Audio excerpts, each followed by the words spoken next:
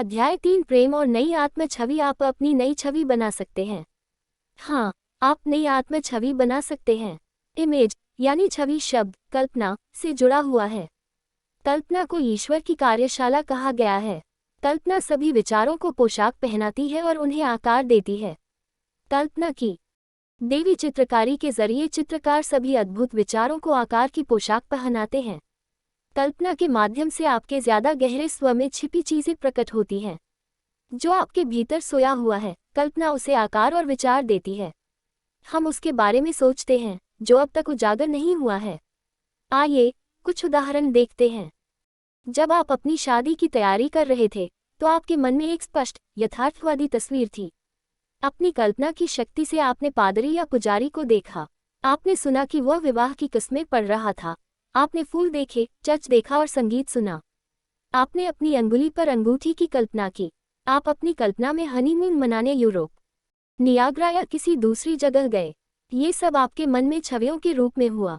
इसी तरह स्नातक होने से पहले आपके मन में एक सुंदर दृश्यात्मक नाटक चल रहा था। आपने स्नातक होने से जुड़े सारे विचारों को आकार की पोशाक पहनाई थी।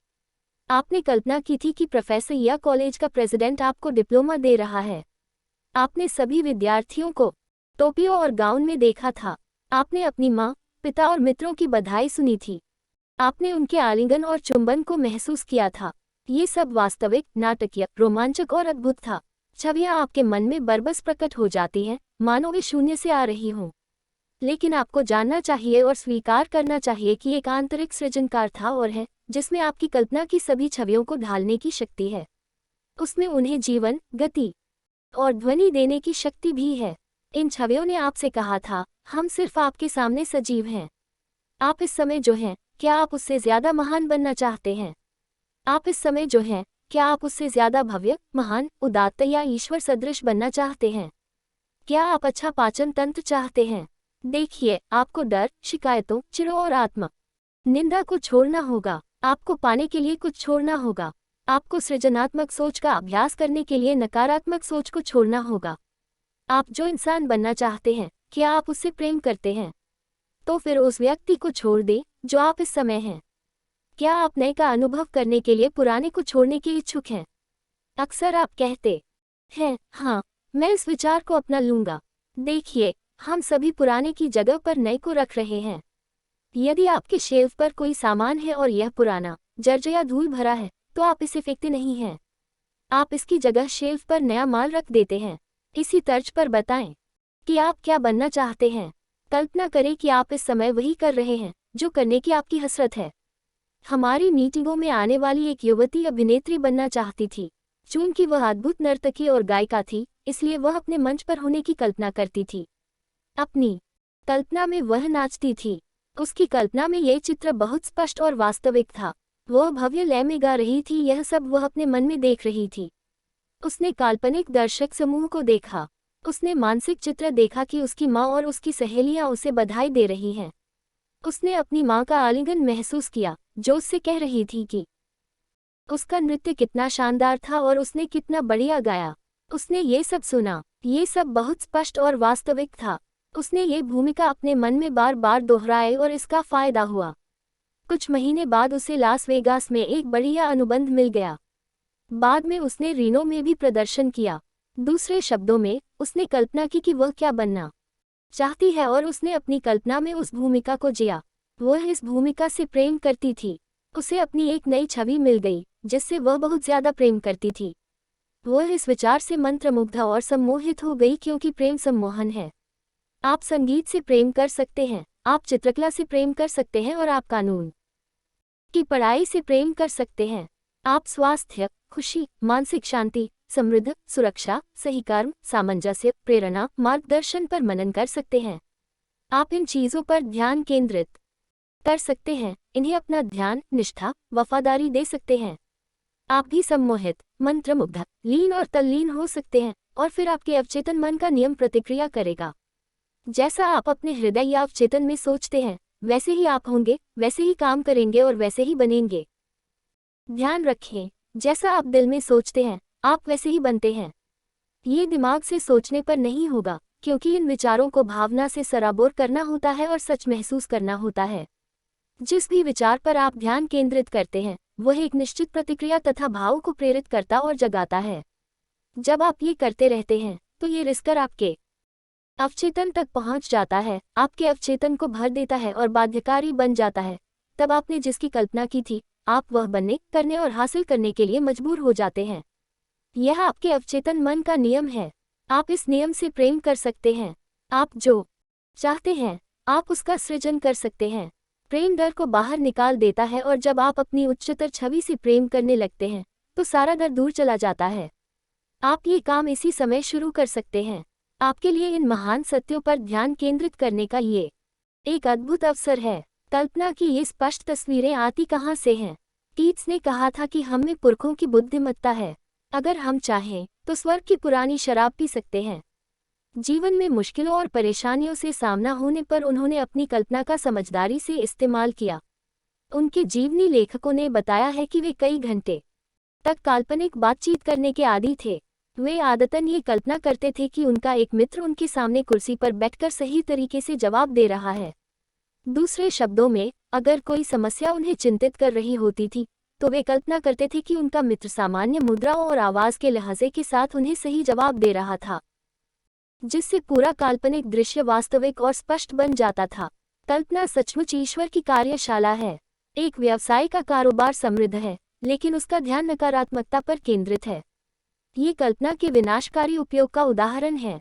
वह ऑफिस से घर आता है, वह अपने मन में असफलता की फिल्म चलाता है, शेल्फों को खाली देखता है और कल्पना करता है कि वह दिवालिया हो गया है, उसका बैंक अकाउंट खाली हो गया है और कारोबार बंद हो गया है। वह ये सब उस समय कर रहा है जब वह वास्तव में समृद्ध बन रहा है। उसकी इस नकारात्मक मानसिक तस्वीर में रत्ती भर भी सच्चाई नहीं है। ये सरासर झूठ है। दूसरे शब्दों में, जिस चीज से वह डर रहा है वह उसकी रुग्ण कल्पना के सिवा कहीं मौजूद नहीं है। वह तब तक असफल नहीं होगा जब तक कि वह इस रुग्ण तस्वीर को डर के भाव से सराबोर न कर दे। अगर वह इस मानसिक तस्वीर को लगातार देखता रहेगा तो जाहिर है उसका असफल होना तय है। उसके पास असफलता या सफलता का विकल्प मौजूद है, लेकिन उसने असफलता को चुना। कल्पना के विज्ञान में आप सारी मानसिक अशुद्धियों को हटा देते हैं, जैसे डर, चिंता, विनाशकारी आंतरिक चर्चा, स्वनिंदा और ऐसी ही अन्य नकारात्मक चीजों के साथ मानसिक मिलाप। आपको अपना पूरा ध्यान अपने लक्ष्य पर केंद्रित करना चाहिए। जिस तरह उस लड़की ने महान नर्तकी और महान गायिका बनने पर अपना पूरा ध्यान केंद्रित किया, उसी तरह आपको भी जीवन में अपने उद्देश्य या लक्ष्य से भटकने से इनकार कर देना चाहिए। जब आप अपने लक्ष्य की वास्तविकता में मानसिक रूप से तल्लीन हो जाते हैं तो आप अपनी उच्चतर छवि से प्रेम कर रहे हैं। आप इससे प्रेम करते हैं और इसके प्रति निष्ठावान रहते हैं। आप अपनी इच्छा को अपने संसार में साकार होते देखेंगे। बुक ऑफ जोशुआ में कहा गया है, इस दिन चुनो कि तुम किसकी सेवा करोगे। अपना विकल्प ये चुने, मैं उसकी कल्पना करने जा रहा हूँ।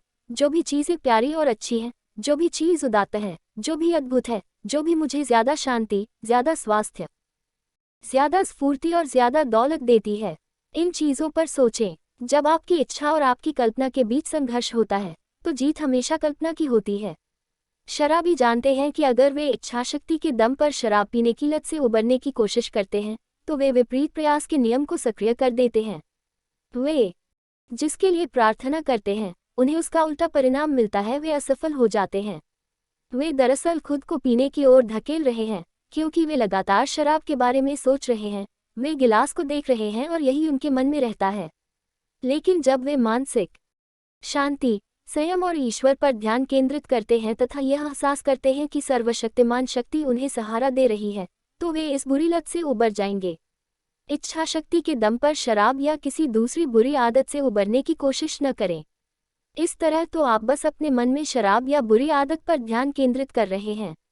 हर विचार और हर इच्छा का अपना खुद का गणित और क्रियाविधि होती है और यह खुद को गतिशील कर देती है, जिस तरह हर बीज का इसका खुद का गणित और क्रियाविधि होती है। बलूत के बीज की प्रकृति है कि यह वृक्ष बने और वह भी बलूत का, सेब के बीज की प्रकृति सेब का पेड़ बनना है। आप शराब के बारे में जितना ज्यादा सोचते हैं, आप शराब पीने के लिए उतने ही ज्यादा बाध्य महसूस करेंगे, क्योंकि आप जिस पर भी ध्यान केंद्रित करते हैं आपका अवचेतन उसे बढ़ा देता है और कई गुना कर देता है। जब आप इस पर लगातार ध्यान केंद्रित रखेंगे तो आप वह चीज करने के लिए मजबूर हो जाएंगे। कल्पना करें कि आप संतुलन में हैं, शांत चित्तता में हैं। कल्पना करें कि आप संतुलित, शांत, तनाव रहित हैं और वो कर रहे हैं जिसे करने से आप प्रेम करते हैं। मैं न्यूयॉर्क के एक एटॉर्नी को जानता हूँ जो शराबी था और उसका अंत गटर में हुआ। वह भीख मांगने लगा। वह अपनी शराब की लत को सचमुच छोड़ना चाहता था। मेरे सुझाव पर उसने कल्पना की कि वह दोबारा अपनी डेस्क पर पहुंच गया है। उसने अच्छी तरह दाढ़ी बना ली है। वह शानदार सूट पहनकर जज के सामने एक मुवक्किल का मुकदमा लड़ रहा है। ये सब कल्पना में था। वह अपने मन में एक फिल्म चला रहा था। उसने कहा, मैं वहीं पहुंचना चाहता हूँ, एटॉर्नी की पुरानी भूमिका में, अपने मुवक्किल के लिए मुकदमा लड़ते हुए, उसकी मदद करते हुए, उसे सलाह देते हुए, और इसी तरह उसने उस भूमिका को जिया। जब आशंका या घबराहट या प्रलोभन आया तो उसने अपने मन में उस तस्वीर को दोबारा देखा। उसने ये बार बार किया, हर बार किया। स्वाभाविक रूप से परासरण की क्रिया के जरिए ये तस्वीर रिसकर उसके अवचेतन मन में पहुंच गई। फिर अवचेतन ने कमान संभाल ली और उसे संयम तथा मानसिक शांति में पहुंचने के लिए मजबूर कर दिया। नहीं, हम दिवास्वप्न की बात नहीं कर रहे हैं। अगर आप किसी पर्वत शिखर को देखें और कहें, ओह, मैं वहां नहीं पहुंच सकता, मैं बहुत बुरा हूं, मेरे पास कोई मौका नहीं है, नहीं। लेकिन सच्ची कल्पना यह है कि आप पर्वत शिखर को देखकर इसके नीचे एक बुनियाद रख दें और कहें, मैं उस शिखर तक चढ़ने जा रहा हूं। फिर आप चढ़ जाएंगे क्योंकि आपने अपना मन बना लिया है। हम कोरी कपोल कल्पना की बात नहीं कर रहे हैं। आप जो कर रहे हैं और आप उसे क्यों कर रहे हैं, उसमें आपको विश्वास होना चाहिए। फिर आपको परिणाम मिल जाएंगे। आप जैसा महसूस करते हैं उसके बावजूद कल्पना करें कि आप वैसे बन गए हैं जैसे आप बनना चाहते हैं। शानदार प्रदर्शन पर जोर दें, हालांकि आप सोचते हैं कि आप असफल हैं। हालांकि आप में ऐसा करने की ज्यादा इच्छा नहीं होगी, लेकिन अपने मन को अनुशासित करें। नकारात्मक छवियों को बाहर निकाल दें। अपनी कल्पना, अपने ध्यान को बार बार उस दिशा में मोड़ें जिधर आप जाना चाहते हैं और जो आप बनना चाहते हैं। आप वह बन जाएंगे। खुद को वह बनने और करने की भूमिका में ढालें जैसा बनने या करने की वर्तमान में आप में इच्छा या प्रवृत्ति नजर नहीं आती है। इसे बार बार करते रहें, जिस तरह आपने चलना या गोल्फ खेलना या तैरना सीखा था। जब आप ये करना जारी रखते हैं तो आपका अवचेतन उस चित्र को सोख लेता है। फिर यह आदत बन जाती है जो आपकी चेतन सोच और कार्य पर आपके अवचेतन की प्रतिक्रिया है। यह एक स्वचालित प्रतिक्रिया है, इसलिए इसे बार बार करते रहें, बशर्ते ये तार्किक हो, बशर्ते यह आपके मन को स्वीकार्य हो। यह आपका जीवित हिस्सा बन जाता है। हाँ, आपको भूमिका की कल्पना करनी होगी। आपको उस भूमिका की कल्पना करनी होगी और उस भूमिका को जीना होगा। इस तरह आप सहारे और शक्तियां बना रहे होंगे, क्योंकि सर्वशक्तिमान शक्ति प्रतिक्रिया करेगी और आप संयम व मानसिक शांति पाने के लिए मजबूर महसूस करेंगे, क्योंकि यह आपके मन का नियम है। कुछ समय पहले मैं एक दंपति के आग्रह पर रेनो गया, जो 20 साल से एक साथ रह रहे थे और अब तलाक लेने के बारे में सोच रहे थे। पति पत्नी से बात करते समय मैंने पाया कि पत्नी हमेशा अपने पति को आदतन नीचा दिखाती रहती थी। उसने स्वीकार किया कि वह प्रायः रेस्तराओं और निजी सामाजिक समारोहों में उस पर भद्दी टिप्पणियां करती रहती थी। पति की शिकायत थी कि वह लगातार उस पर बेवफाई का आरोप लगा रही थी, जो उसकी कल्पना की उपज थी। इस महिला को क्रोध के भयंकर दौरे पड़ते रहते थे। वह बहुत ज्यादा ईर्ष्यालु थी और इस बात की जिद पकड़े हुए थी कि वह वैवाहिक विवादों के लिए किसी तरह से जिम्मेदार नहीं थी। पति निष्क्रिय था, बहुत शांत था, अपनी पत्नी के बखेड़ों और दबंग भावावेश के उदारों के प्रति किसी दास जैसा व्यवहार करता था। जाहिर है, आप निस्संदेह इस नतीजे पर पहुंचेंगे कि अगर कोई पुरुष पत्नी का ऐसा व्यवहार सहन करता है तो वह भी बीमार होगा। हाँ, वह बीमार है, बहुत बीमार है। आप जानते हैं, पावपोष एक ऐसी चीज है जिसे लोग अपने पैरों तले कुचलते हैं। आपको अपने अधिकारों और विशेषाधिकारों के लिए खड़े होना चाहिए। आपको उसके लिए खड़ा होना चाहिए जो सच है। आपको जीवन के प्रति हाँ कहना चाहिए। उन सारे विचारों को हाँ कहें जो उपचार करते हैं, वरदान देते हैं, प्रेरित करते हैं, ऊपर उठाते हैं। उन सभी चीजों को नहीं कहें जो झूठी हैं। हर उस व्यक्ति को नहीं कहें जो आपको नीचे खींचना चाहता है। संसार के सारे झूठों को नहीं कहें। उन्हें स्वीकार करने से पूरी तरह इनकार कर दें। पत्नी ने कहा कि वह एक ऐसे घर से आई है जहां उसकी माँ दबंग थी। उसकी माँ उसके पिता पर हुकूमत करती थी और सुबह शाम उन्हें धोखा देती थी।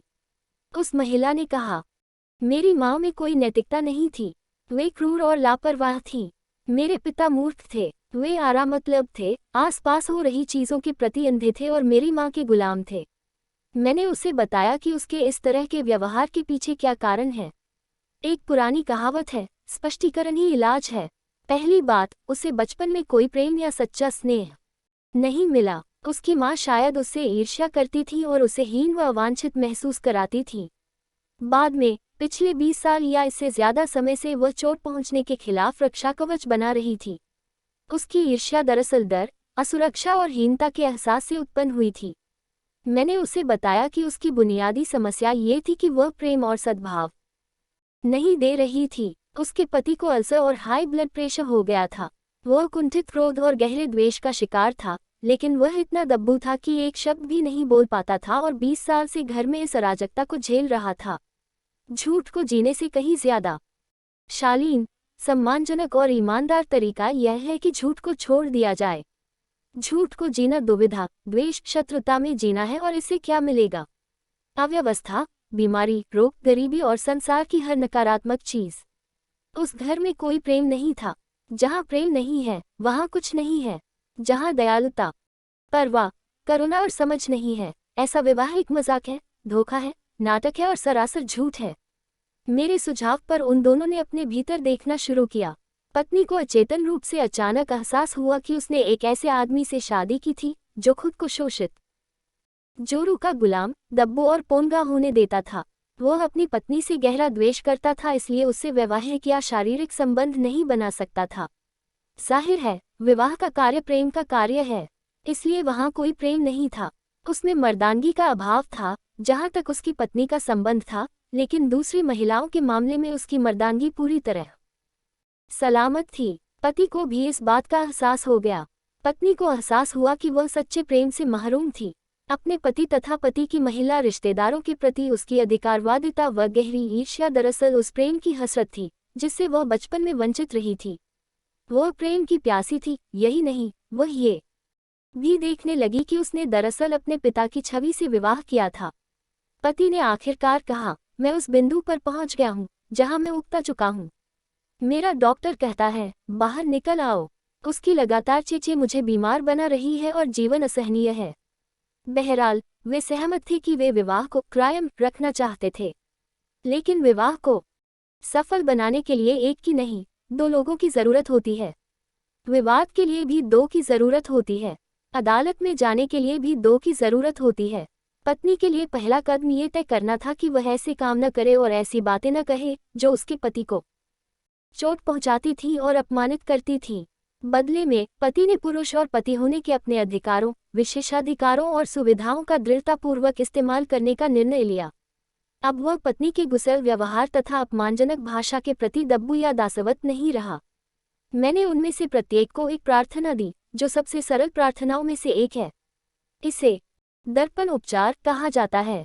आप इसका अभ्यास कर सकते हैं, कोई भी कर सकता है। पत्नी दिन में 3 बार नियम से और सुनियोजित रूप से अपने बेडरूम में दर्पण के सामने खड़े होकर साहस के साथ ये दावा करने के लिए तैयार हुई, मैं ईश्वर की संतान हूँ। ईश्वर मुझसे प्रेम करता है और मेरी परवाह करता है। मैं अपने पति तथा उसके रिश्तेदारों के प्रति प्रेम, शांति और सद्भाव संचारित करती हूँ। जब भी मैं अपने पति के बारे में सोचती हूँ, मैं हर बार ये दावा करूंगी, मैं आपसे प्यार करती हूँ और मैं आपकी परवाह करती हूँ। मैं खुशहाल, प्रेमपूर्ण, दयालु और सौहार्दपूर्ण हूँ। मैं हर दिन ईश्वर के प्रेम को ज्यादा से ज्यादा प्रवाहित करती हूँ।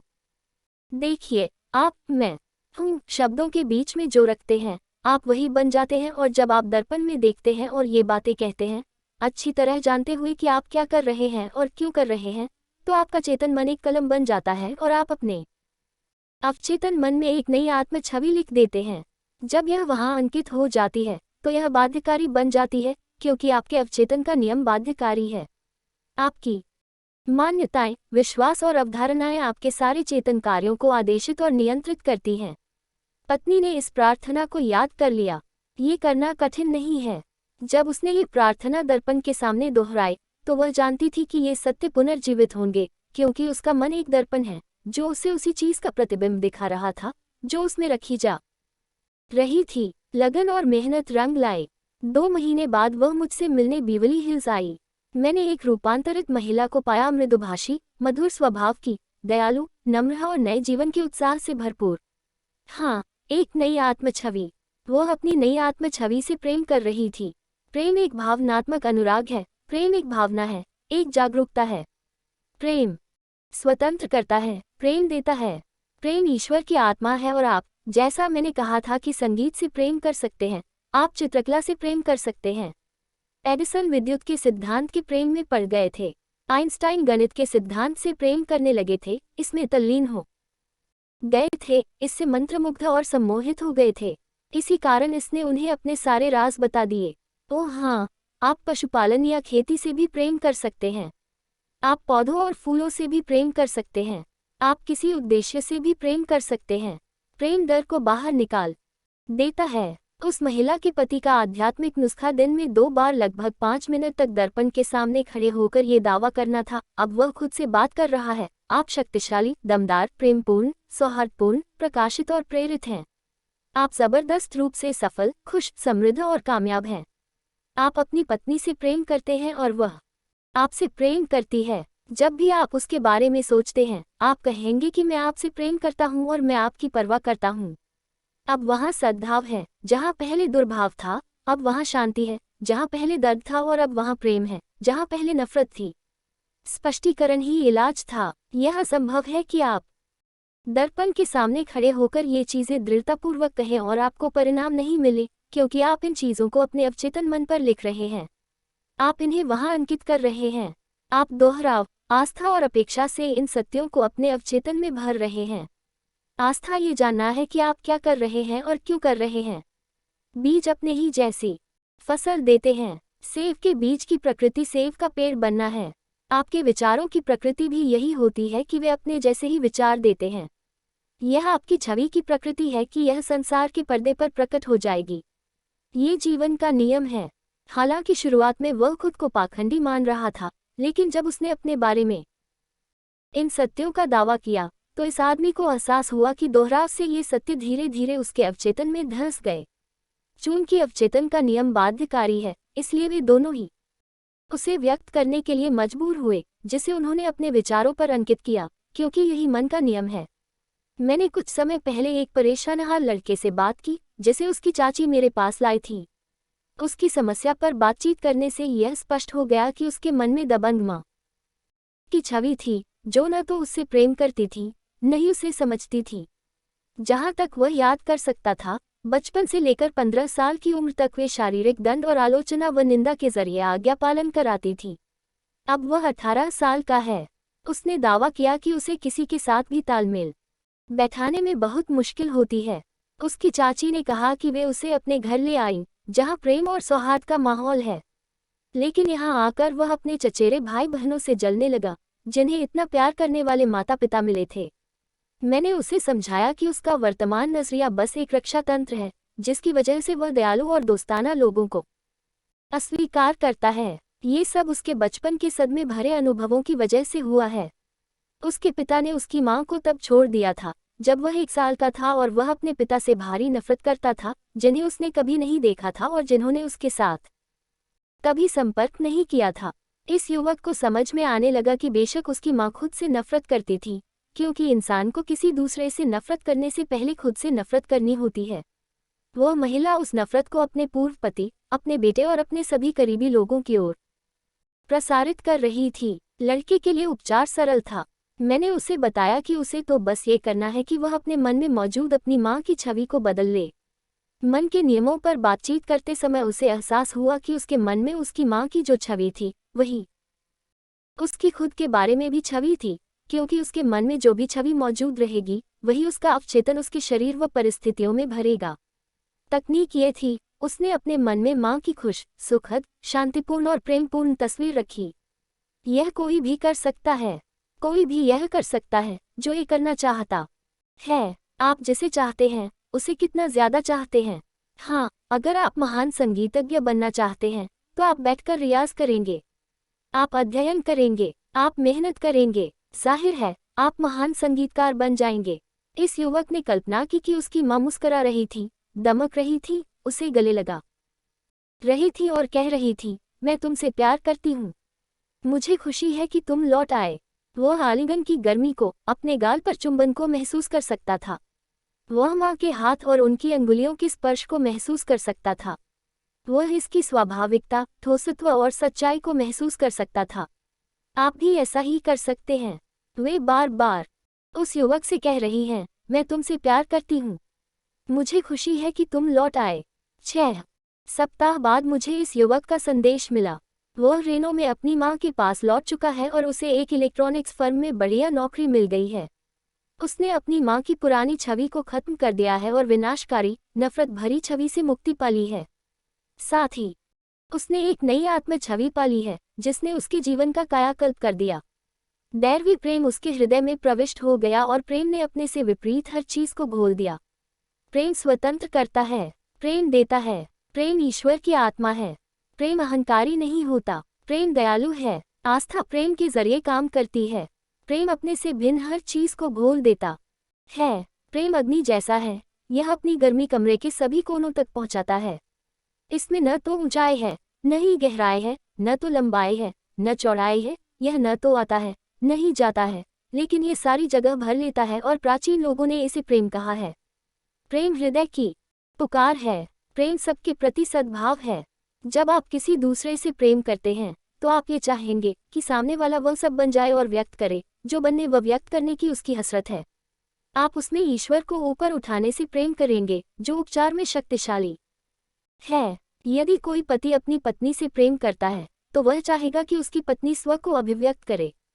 वह चाहेगा कि उसके गुण संसार के सामने उजागर हो जाएं। वह ये नहीं कहेगा, तुम्हें घर पर रहना चाहिए, अब तुम शादीशुदा हो, तुम्हें किचन में रहना चाहिए। ये प्रेम नहीं है, ये प्रेम का विपरीत है। प्रेम हमेशा स्वतंत्र करता है, ये देता है। प्रेम ईश्वर की आत्मा है। प्रेम सद्भाव है। मैंने एक पत्रिका में ये लेख पढ़ा कि 5 फुट और 0 पाउंड की एक युवती ने अपने पिता की जान बचाने के लिए 500 पाउंड की कार को सफलतापूर्वक उठा लिया। 20 साल की जेनेट स्टोन कैलिफोर्निया स्थित कोविना के रॉबर्ट स्टोन की पुत्री है। रॉबर्ट अपनी कार की मरम्मत कर रहे थे, तभी जैक फिसलने की वजह से वे कार के नीचे दब गए। जेनेट ने उनकी चीखें सुनी और उन्हें कार के नीचे दबे देखा। शक्ति के एक अविश्वसनीय जोश में उसने कार को उठाया, अपने पिता को बाहर निकाला, फिर उन्हें उठाकर अपनी कार तक लाए और उन्हें अस्पताल पहुंचाया। इस युवा बेटी के प्रेम और हर कीमत पर पिता की जान बचाने की गहन इच्छा ने उसके दिमाग को जकड़ लिया और इसकी वजह से सर्वशक्तिमान की शक्ति ने उसकी प्रबल इच्छा पर प्रतिक्रिया की।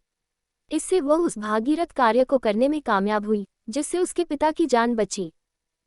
याद रखें, ईश्वर की सारी शक्ति आपके भीतर है, जिससे आप जीवन के सभी क्षेत्रों में असाधारण चीजें कर सकते हैं।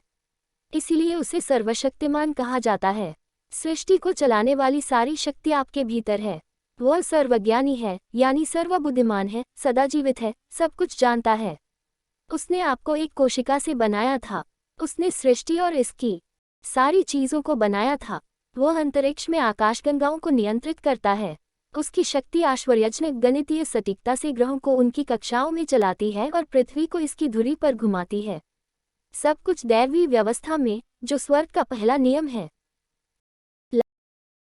लास वेगास के एक कैसीनो में एक असाधारण गायक के साथ बातचीत में उसने मुझे बताया कि कई साल तक वह एक वेटर था, लेकिन उसके मन में गाने की प्रबल इच्छा हमेशा से थी। उसके जिन मित्रों ने उसे गाते हुए सुना था, उनका कहना था कि उसके पास वे सारे गुण और योग्यताएं हैं जो असाधारण गायक बनने के लिए चाहिए। जिस रेस्तरां में वह काम करता था, वहां के एक ग्राहक ने उसे मेरी पुस्तक the power of your subconscious mind नामक पुस्तक दी। उसने ये पुस्तक बड़े चाव से पढ़ी। उसने कहा कि हर रात वह पुस्तक में बताए एक तकनीक का अभ्यास करता था। वह हर शाम लगभग 10 मिनट तक शांति से बैठ जाता था और कल्पना करता था कि वह मंच पर है और एक अद्भुत श्रोता समूह के सामने गा रहा है। उसने इस मानसिक छवि को स्पष्ट और वास्तविक बनाया। उसने कल्पना की कि श्रोता ताली बजा रहे हैं और उसके मित्र उसकी शानदार आवाज पर उसे बधाई दे रहे हैं। उसने उन्हें मुस्कुराते हुए देखा और उनके काल्पनिक हाथ मिलाने की स्वाभाविकता को महसूस किया। लगभग 3 सप्ताह बाद अवसर मिला और उसके लिए अभिव्यक्ति का एक नया द्वार खुल गया। जिस चीज की वह व्यक्तिपरक कल्पना और एहसास कर रहा था, उसने वस्तुपरक तरीके से उसका अनुभव किया। प्रेम एक भावनात्मक बंधन है और जब उसने अपनी ज्यादा बड़ी छवि से एकरूपता बनाई तो उसके अवचेतन ने प्रतिक्रिया की और उसके हृदय की इच्छा पूरी हो गई। कुछ साल पहले मैं अस्पताल में एक व्यवसायी से मिला। वह दांत 7205 से बहुत परेशान था, जिससे उसे बहुत दर्द होता था। वह दिल की बीमारी से भी परेशान था। ऐसा लगता था जैसे परिस्थितियों की तालमेल ने उसे आर्थिक और शारीरिक रूप से तोड़ दिया था। बुरे निवेशों की वजह से उसने वह सारा पैसा गंवा दिया था जो उसने अपने जीवन के कई वर्षों में बचाया था। इस सब से बढ़कर उसे मृत्यु का प्रबल डर भी था। उस समय मैंने उसे उसके सबसे बड़े प्रेम का हवाला दिया, उसकी 15 साल की बेटी, उसकी इकलौती संतान। मैंने इस बिंदु पर जोर दिया कि वह उसके प्रेम, स्नेह और ध्यान की हकदार है। उसे अपने पिता के संरक्षण और शिक्षित होने की जरूरत थी।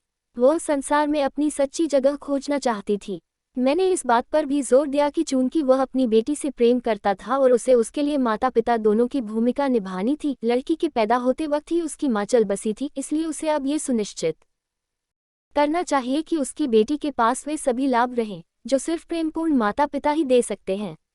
मैंने उसे एक सरल तकनीक बताई। वह घर पर होने का चित्र बार बार देखे। वह घर में चल रहा है, अपनी डेस्क पर बैठा है, डाक खोल रहा है और फोन का जवाब दे रहा है।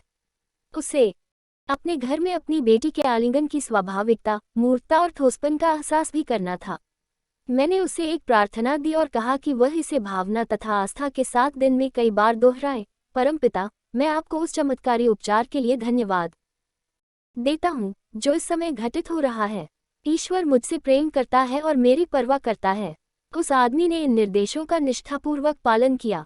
कुछ सप्ताह बाद जब वह अस्पताल में लेटकर अपने घर की डेस्क पर अपने होने का चित्र देख रहा था, तो अचानक कुछ हुआ। उसने कहा, मुझे ऐसा महसूस हुआ जैसे मुझे अंधकार से निकालकर चौंधियाने वाली रोशनी में ऊपर उठाया गया है। मुझे महसूस हुआ कि दैवी प्रेम मेरी आत्मा में भर रहा है। मुझे महसूस हुआ जैसे दुख से मानसिक शांति तक मेरा कायाकल्प हो गया है। उसका उल्लेखनीय स्वास्थ्य लाभ हुआ और आज वह खुश व आनंदित है और बहुत सफल व्यावसायिक जीवन जी रहा है। वह अपने नुकसान की भरपाई कर चुका है और उसकी बेटी कॉलेज में पढ़ रही है। जब कोई व्यक्ति बीमार और निराश होता है तो उसके प्रबल प्रेम के प्रति आग्रह करना अच्छा रहता है, क्योंकि प्रेम सबको जीत लेता है।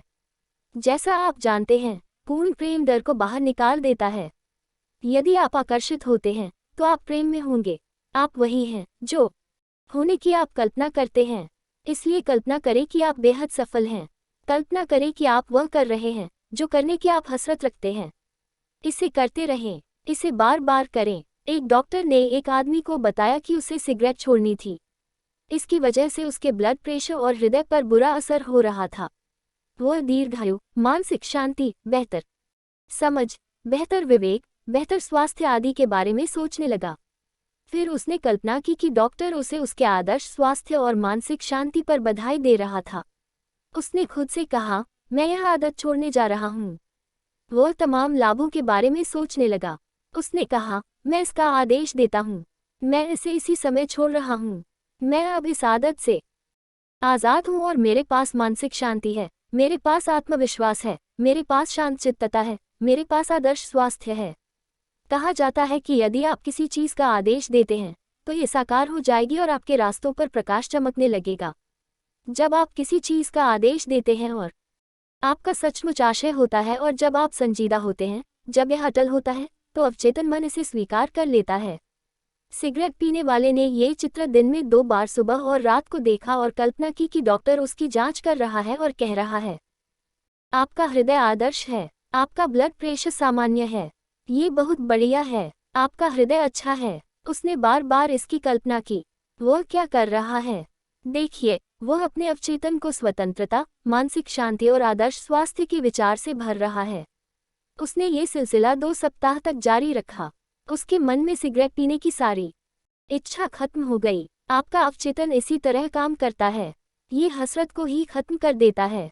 यह बाध्यकारी बन जाता है।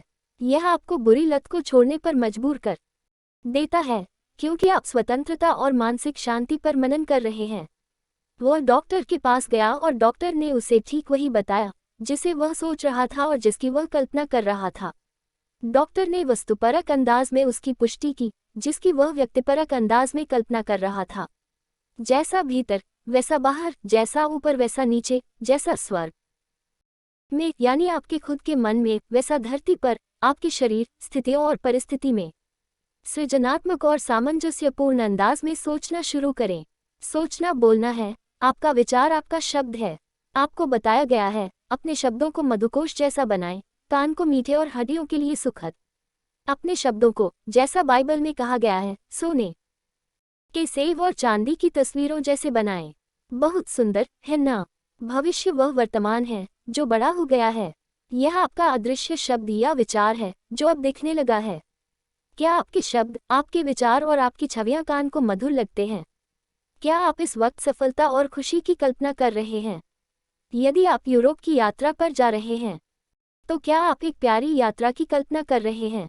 क्या आप यह एहसास कर रहे हैं कि विमान इस बिंदु से उस बिंदु तक स्वतंत्रता से, आनंद से और प्रेम से जाने का ईश्वरीय विचार है? क्या आप कह रहे हैं, पायलट को ईश्वर ने बनाया है, वो प्रबुद्ध और प्रेरित है, उसे दैवी मार्गदर्शन मिलता है, प्रेम हमसे पहले जाता है और हमारे रास्ते को सीधा व आदर्श बनाता है। दैवी प्रेम विमान को घेरता है, इसे आच्छादित करता है और ढांकता है।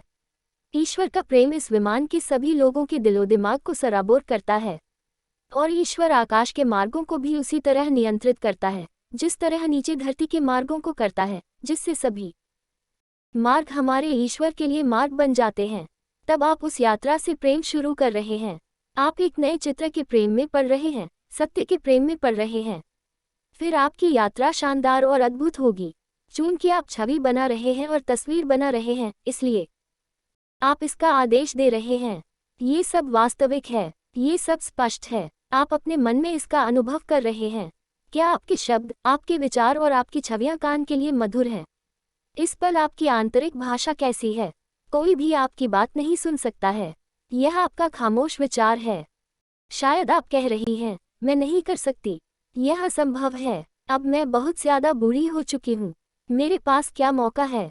मैरी कर सकती है, लेकिन मैं नहीं कर सकती।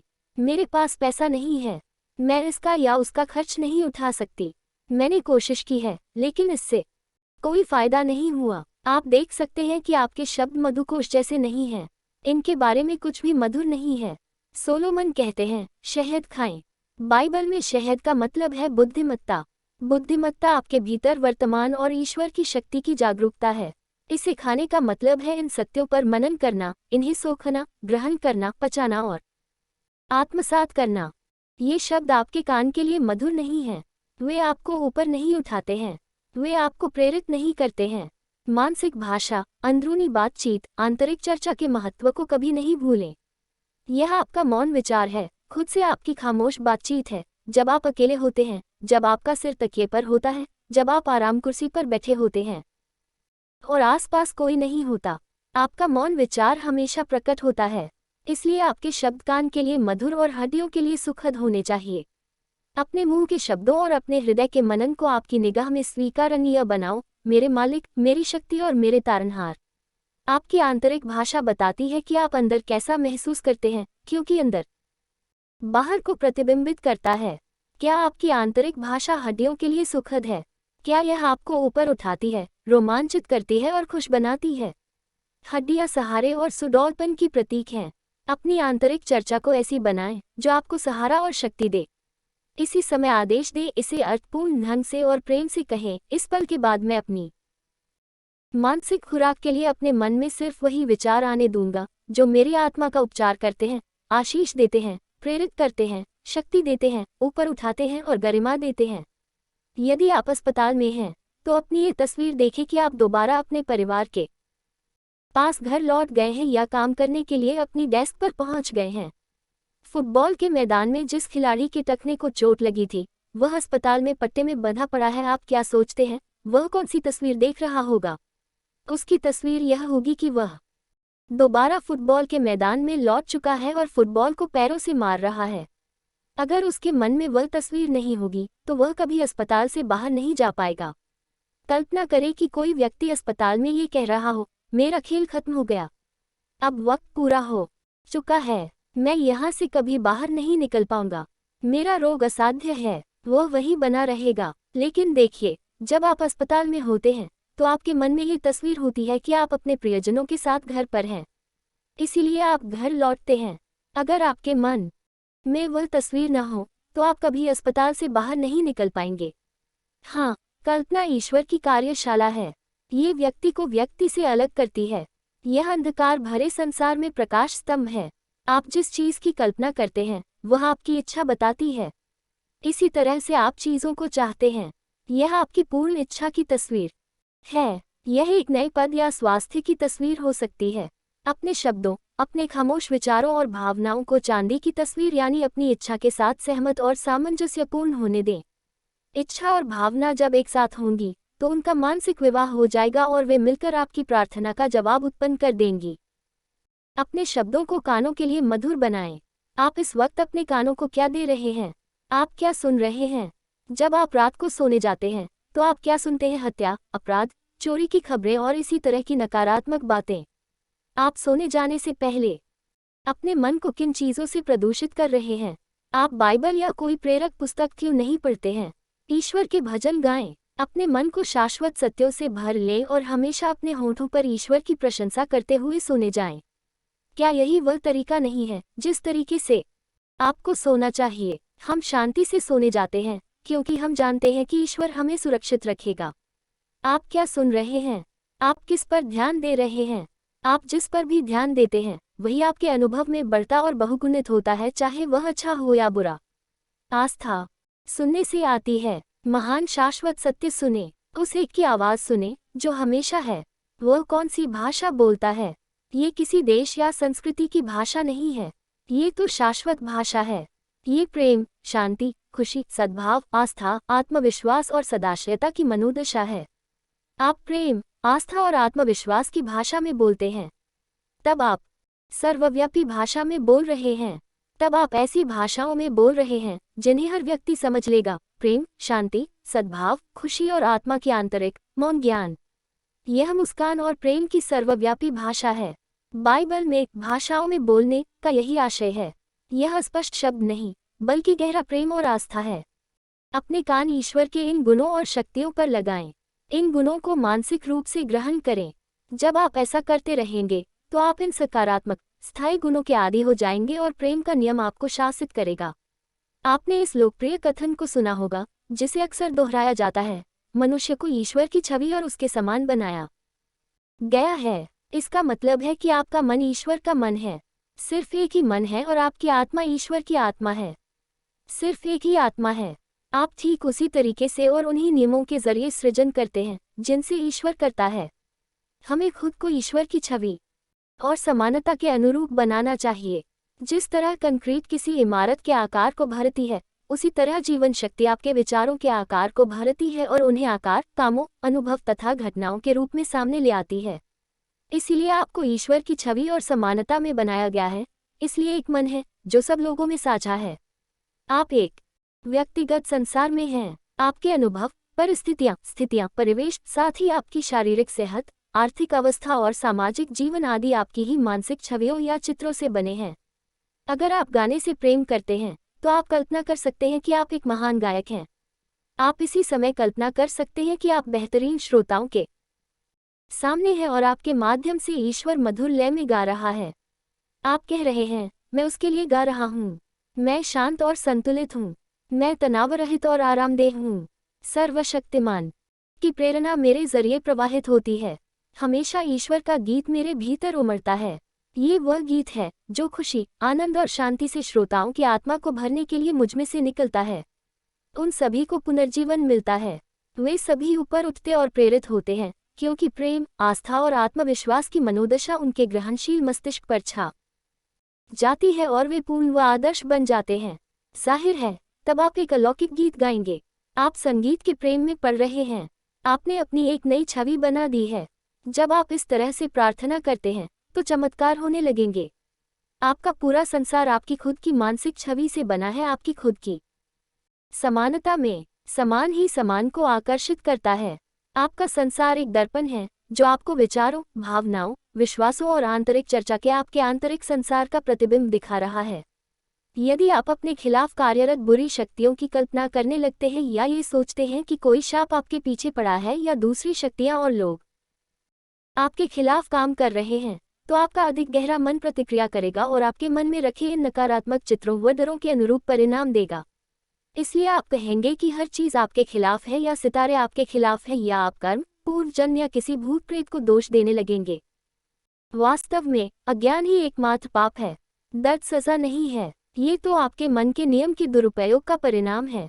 उस एक सत्य पर लौटें और एहसास करें कि सिर्फ एक ही आध्यात्मिक शक्ति है, यह आपके मन के विचारों व छवियों के जरिए काम करती है। समस्याएं, परेशानियां और संघर्ष इस तथ्य की वजह से है कि इंसान दरअसल डर और गलती के झूठे देवताओं के पीछे भटक गया है। उसे केंद्र अपने भीतर की ईश्वरीय उपस्थिति की ओर लौटना चाहिए। इसी वक्त अपने भीतर की इस आध्यात्मिक शक्ति जो समूचे जीवन का सिद्धांत है कि प्रभुत्व और सत्ता का स्मरण करें।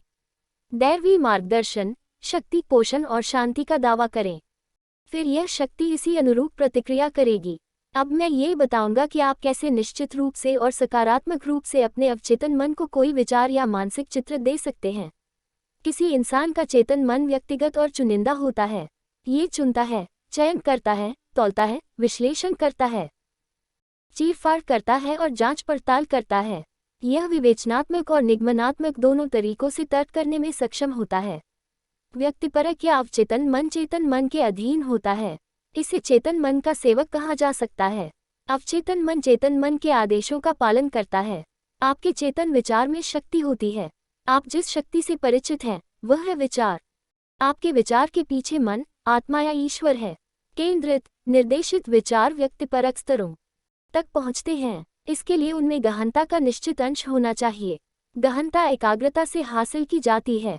एकाग्रता का मतलब है केंद्र पर लौटना और अपने भीतर की असीम शक्ति पर मनन करना। सही तरीके से एकाग्र होने के लिए आप अपने मन के पहिए घुमाना बंद कर देते हैं और एक शांत, तनावमुक्त मानसिक अवस्था में दाखिल हो जाते हैं। जब आप एकाग्र होते हैं तो आप अपने विचारों को समेटते हैं और अपना सारा ध्यान अपने आदर्श, लक्ष्य या उद्देश्य पर केंद्रित करते हैं। अब आप एक केंद्रीय बिंदु पर हैं जहां आप अपना पूरा ध्यान और निष्ठा अपने मानसिक चित्र को दे रहे हैं। केंद्रित ध्यान की विधि कुछ हद तक आवर्धक लेंस से मिलती जुलती है, जिसके जरिए सूर्य की किरणों को फोकस किया जाता है। आप सूर्य की गर्मी के छितरे हुए कंपनों और केंद्रीय बिंदु से निकलते कंपनों के प्रभाव के बीच फर्क देख सकते हैं। आप आवर्धक लेंस से किरणों को इस तरह केंद्रित कर सकते हैं कि वे किसी खास वस्तु को जला दें। आपके मानसिक चित्रों पर केंद्रित सतत ध्यान से भी इसी तरह की गहनता हासिल होती है। नतीजा ये होता है कि अवचेतन मन की संवेदनशील प्लेट पर एक गहरा, स्थायी प्रभाव पड़ जाता है। छवि के बनने से पहले आपको यह मानसिक नाटक कई बार दोहराना पड़ सकता है, लेकिन निरंतर या सतत कल्पना ही ज्यादा गहरे मन को भरने का रहस्य है। जब दिन के दौरान डर या चिंता आपकी ओर आए तो आप हमेशा अपने मन की उस प्यारी तस्वीर को निहार सकते हैं और यह एहसास कर सकते हैं तथा जान सकते हैं कि आपने एक निश्चित मनोवैज्ञानिक नियम को सक्रिय कर दिया है जो अब आपके मन के अंतकक्ष में काम कर रहा है। ऐसा करके आप दरअसल बीज को पानी और खाद दे रहे हैं तथा इसके विकास की गति तेज कर रहे हैं। मनुष्य का चेतन मन मोटर है, अवचेतन इंजन है। आपको मोटर चालू करनी होगी और इंजन काम करने लगेगा। चेतन मन डायनामो है जो अवचेतन मन की शक्ति को जागृत करता है। अपनी स्पष्ट इच्छा, विचार या छवि को अपने ज्यादा गहरे मन तक पहुंचाने की दिशा में पहला कदम है तनाव मुक्त होना, ध्यान को गतिहीन करना और स्थिर व शांत होना। मन का शांत, तनाव मुक्त, आरामदेह नजरिया बाहरी मसलों और झूठे विचारों को रोकता है ताकि वे आपके लक्ष्य के मानसिक अवशोषण में हस्तक्षेप न करें। इसके अलावा जब मन शांत, निष्क्रिय, ग्रहणशील नजरिए में होता है तो न्यूनतम प्रयास की जरूरत होती है। प्रार्थना प्रयास रहित प्रयास है। प्रार्थना में किसी मानसिक प्रयास या दबाव का इस्तेमाल नहीं होता है। जब भी आप मानसिक दबाव या शक्ति का इस्तेमाल करते हैं तो आप जिस चीज के लिए प्रार्थना करते हैं आपको उसका विपरीत मिलता है। इसे विपरीत प्रयास का नियम कहा जाता है। दूसरे कदम में आप अपनी मनचाही चीज की वास्तविकता की कल्पना शुरू करते हैं। इसका एक अच्छा उदाहरण यह है, लुई सेल ने इस सिद्धांत का इस्तेमाल करके वह नौकरी पाली जिसे वह सचमुच चाहती थी। लुईस को सेक्रेटरी के काम का अच्छा अनुभव था, लेकिन उसके मन में मेडिकल क्षेत्र में काम करने की सच्ची इच्छा थी। उसने एक सामुदायिक कॉलेज में मेडिकल असिस्टेंस एंड एडमिनिस्ट्रेशन का कोर्स किया। इसके बाद उसने कई डॉक्टरों के क्लिनिक में नौकरी के लिए आवेदन भेजा, लेकिन चिकित्सा के क्षेत्र में अनुभव की कमी की वजह से उसे हर बार अस्वीकृत कर दिया गया। वह अपने लक्ष्य तक पहुंचने के लिए संकल्पवान थी। दिन रात अपनी कल्पना में वह खुद को डॉक्टर के क्लिनिक में देखती थी जहां वह डॉक्टर के बीमे, प्रशासकीय और लिपिकीय विवरणों को संभाल रही थी, जिनमें उलझे रहने के कारण डॉक्टरों का समय व ऊर्जा कम हो रही थी, जो रोगियों का इलाज करने में लगनी चाहिए थी। उसने मानसिक चित्र देखा कि वह रोगियों को समय देने में डॉक्टर की सहायता कर रही थी। अगले इंटरव्यू से पहले उसने दोहराया, मुझे ये नौकरी मिल जाएगी। मेरे पास अनुभव नहीं है, लेकिन मैं जानती हूँ कि मैं सक्षम हूँ, ज्ञानी हूँ और सफल मेडिकल असिस्टेंट बनने के लिए कड़ी मेहनत करने के लिए तैयार हूँ। अगले इंटरव्यू में जब उससे उसके अनुभव के बारे में पूछा गया, तो उसने प्रतिक्रिया की, मेरे पास डॉक्टर के ऑफिस में अनुभव भले ही न हो, लेकिन मैं अपनी सभी नौकरियों में सफल रही हूँ, अक्सर ऐसे क्षेत्रों में भी जिनका सामना मैंने पहले नहीं किया था। मैं जानती हूँ कि कोई डॉक्टर मेडिकल असिस्टेंट से क्या अपेक्षा रखता है। मैंने इस क्षेत्र में करियर की तैयारी करने के लिए गहन अध्ययन और मेहनत की है और मैं वो सर्वश्रेष्ठ मेडिकल असिस्टेंट बनने के प्रति समर्पित हूँ जिसे आप नौकरी पर रख सकते हैं। डॉक्टर ने उसे नौकरी दे दी। कुछ महीनों बाद डॉक्टर ने उसे बताया कि उसका आवेदन देखकर उन्होंने ये निर्णय लिया था कि वे सिर्फ शिष्टाचार की खातिर इंटरव्यू लेंगे और फिर अस्वीकृत कर देंगे। लेकिन उसके उत्साह तथा आत्मविश्वास से वे बहुत प्रभावित हुए थे। फिर उन्होंने कहा, मुझे खुशी है कि मैंने ऐसा किया। तुम आज तक की मेरी सबसे अच्छी मेडिकल असिस्टेंट हो। ये कार्यप्रणाली या तकनीक हमारी बाइबल से भी पुरानी है। बाहर अंदर का प्रतिबिंब है। बाहरी कार्य आंतरिक कार्य के बाद आता है। जैसा भीतर वैसा बाहर, जैसा ऊपर वैसा नीचे, जैसा आसमान में वैसा धरती पर। आसमान आपके खुद के मन का, आपकी खुद की चेतना का आसमान है। समर्पित चेतना के बिना आप किसी चीज का अनुभव नहीं कर सकते। चेतना वह तरीका है जिससे आप सोचते, महसूस करते और विश्वास करते हैं, साथ ही वह भी जिससे आप अपनी मानसिक सहमति देते हैं। यह विश्वास रखें कि आपके भीतर एक शक्ति है जो वह चीज साकार करके आप तक पहुंचाने में सक्षम है जिसकी आप सत्य के रूप में कल्पना करते हैं और महसूस करते हैं। आलस से बैठने, दिवास्वप्न देखने या कोरी कामना करने से वे आपकी ओर आकर्षित नहीं होंगी। आपको ये जानना और विश्वास करना चाहिए कि आप मन के एक नियम को सक्रिय कर रहे हैं। आपको अपनी छवियों के नीचे बुनियाद रखनी चाहिए। अपने मन का सृजनात्मक उपयोग करने की अपनी ईश्वर प्रदत्त शक्ति का इस्तेमाल करें और यह विश्वास रखें कि यह आपकी मनचाही चीज को आपके सामने प्रकट कर देगी। हवा में महल बनाना अच्छी बात है, लेकिन उनके नीचे बुनियाद रख दें, फिर आप उन्हें साकार कर लेंगे। ये जान लें कि आप क्या चाहते हैं। अवचेतन मन किसी स्पष्ट विचार को साकार कर देगा, क्योंकि आपके पास एक निश्चित, स्पष्ट अवधारणा है कि आप क्या हासिल करना चाहते हैं। अपनी इच्छा के साकार होने की कल्पना स्पष्टता से करें, तब आप अवचेतन को काम करने के लिए एक निश्चित चीज दे रहे हैं। परिणाम में 2-3 मिनट या इससे ज्यादा समय लग सकता है, जो आपके स्वभाव, भावना और समझ पर निर्भर करता है। समय उतना ज्यादा महत्वपूर्ण नहीं है जितनी कि आपके मन की गुणवत्ता, आपकी भावना या आस्था की मात्रा। आमतौर पर आपका ध्यान जितना ज्यादा केंद्रित और तल्लीन होता है और समय जितना ज्यादा होता है, आपकी प्रार्थना का जवाब उतना ही ज्यादा आदर्श होगा। यकीन करें कि आपको मिल गया है, फिर आपको मिल जाएगा। आप प्रार्थना में विश्वास के साथ जो भी मांगेंगे वह आपको मिल जाएगा। विश्वास करने का मतलब है किसी चीज को सच के रूप में स्वीकार करना या ये बनने की अवस्था में जीना। जब आप इस मनोदशा को कायम रखते हैं तो चमत्कार होने लगेंगे। जब आप प्रार्थना करेंगे तो आप प्रार्थना की सकारात्मक फलों की खुशी का अनुभव करने लगेंगे। सार इच्छा शक्ति के दम पर शराब या किसी दूसरी बुरी आदत से उबरने की कोशिश नहीं करें। इस तरह तो आप बस अपने मन में बुरी आदत पर ध्यान केंद्रित कर रहे हैं। आप बुरी आदत के बारे में जितना ज्यादा सोचते हैं, आप उस आदत में अटके रहने के लिए उतने ही ज्यादा बाध्य महसूस करेंगे। क्योंकि आप जिस पर भी ध्यान केंद्रित करते हैं, आपका अवचेतन उसे बढ़ा देता है और कई गुना कर देता है। जब आप इस पर लगातार ध्यान केंद्रित रखेंगे तो आप वह चीज करने के लिए मजबूर हो जाएंगे। आप मैं हूँ शब्दों के बीच में जो रखते हैं, आप वही बन जाते हैं। जब आप दर्पण में देखते हैं और ये बातें कहते हैं, अच्छी तरह जानते हुए कि आप क्या कर रहे हैं और क्यों कर रहे हैं, तो आपका चेतन मन एक कलम बन जाता है और आप अपने अवचेतन मन में एक नई आत्म छवि लिख देते हैं। जब यह वहां अंकित हो जाती है तो यह बाध्यकारी बन जाती है, क्योंकि आपके अवचेतन का नियम बाध्यकारी है। आपकी मान्यताएं, विश्वास और अवधारणाएं आपके सारे चेतन कार्यों को आदेशित और नियंत्रित करती हैं। आप वही हैं जो होने की आप कल्पना करते हैं। इसलिए कल्पना करें कि आप बेहद सफल हैं। कल्पना करें कि आप वह कर रहे हैं जो करने की आप हसरत रखते हैं। इसे करते रहें, इसे बार बार करें। इसी समय आदेश दें, इसे अर्थपूर्ण ढंग से और प्रेम से कहें। इस पल के बाद मैं अपनी मानसिक खुराक के लिए अपने मन में सिर्फ वही विचार आने दूंगा जो मेरी आत्मा का उपचार करते हैं, आशीष देते हैं, प्रेरित करते हैं, शक्ति देते हैं, ऊपर उठाते हैं और गरिमा देते हैं। मानसिक भाषा, अंदरूनी बातचीत, आंतरिक चर्चा के महत्व को कभी नहीं भूलें।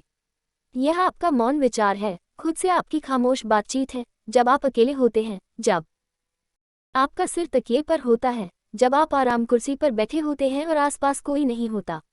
आपका मौन विचार हमेशा प्रकट होता है। चेतन मन मोटर है, अवचेतन इंजन है। आपको मोटर चालू करनी होगी और इंजन काम करने लगेगा। चेतन मन डायनामो है, जो अवचेतन मन की शक्ति को जागृत करता है। ये जान ले कि आप क्या चाहते हैं। अवचेतन मन किसी स्पष्ट विचार को साकार कर देगा, क्योंकि आपके पास एक निश्चित, स्पष्ट अवधारणा है कि आप क्या हासिल करना चाहते हैं। अपनी इच्छा के साकार होने की कल्पना स्पष्टता से करें, तब आप अवचेतन को काम करने के लिए एक निश्चित चीज दे रहे हैं।